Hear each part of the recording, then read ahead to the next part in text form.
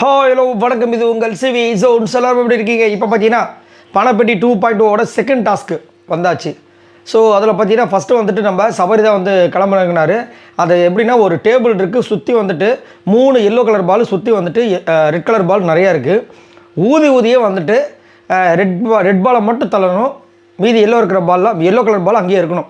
இருந்துச்சுன்னா 3 பாலில் ஒரு பால் இருந்தால் 10,000, 2 பால் இருந்தால் 20,000, 3 பால் இருந்துச்சுன்னா 30,000. இதுதான் concept. Buzzer to buzzer timing நிறைய இருக்குது. இவர் போனார், இவருக்கு தான் ஆல்ரெடி கிரியா யோகா தெரியும் இல்லையா? போயிட்டு ஃபுல் ஊதுனாரு, சருன்னு பிரித்து விட்டார். அப்புறம் பார்த்தா அந்த ஊதுனதில் எல்லா பாலும் கீழே வந்துடுச்சு. அட கடவுளே, டைமிங் தான் இருக்குல்ல, கொஞ்சம் பொறுமையாக தான் விளையாட வேண்டியதானன்ற மாதிரி இருந்துச்சு. எல்லா எல்லோ கலரும் கீழே வந்துச்சு, காலி போச்சா. அடுத்தது வந்துட்டு இப்போ வந்து ஒரு டைமுக்கு வந்து 30,000 கையில் இருக்குது. அப்படி பார்க்கும்போது வீட்டில் இருக்கவங்க 6 பேர், 3 18, 1,80,000 ரூபாய்க்கு இப்போ விளாட்றாங்க. 1,80,000 ரூபாய்க்கு விளாட்றாங்க. அதில் 30,000 போச்சு. அடுத்தது நம்ம கானா வினோத் இறங்கினாங்க.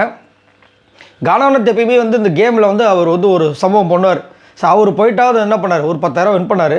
ஏன்னா அவர் போய் இறங்கி அதே மாதிரி கரெக்டாக வந்து அப்படியே பண்ணிட்டு வந்தார். ஒரு பால் கீழே விழுந்துருக்கும், அப்படி கடற்கன்னு பண்ணார். அப்புறம் டக்குன்னு 2 எல்லோ பால் விழுந்துச்சு. பட் இருந்தாலும் ஒரு எல்லோ பால் தக்க வச்சார். அதனால் வந்துட்டு ஒரு எல்லோ பாலுக்கு 10,000 வந்து வின் பண்ணியிருக்காரு. ஸோ இப்போ டாஸ்க் முடிஞ்சது. அடுத்தது யார் இறங்குறாங்க தெரியல. செம்மையாக இருந்துச்சு. ஆனால் அதாவது ஈஸியாக இருக்கும் இந்த டாஸ்க்கு, ஆனால் ரொம்ப கஷ்டமான டாஸ்க்கு. நல்லாயிருக்கு. இதையாவது ஒரு இதுவாக பண்ணலான்னு சொல்லிட்டு பிக் பாஸ் வந்து செம்மையாக இந்த டாஸ்க்கு கொடுத்துருக்காங்க. பார்க்கலாம் அவங்க எவ்வளோ வந்துட்டு அமௌண்ட் ஜெயிக்கிறாங்க அப்படின்னு. இதை பற்றி உங்களோட கருத்துக்களை சொல்லுங்கள். பாய் நண்பர்கள்.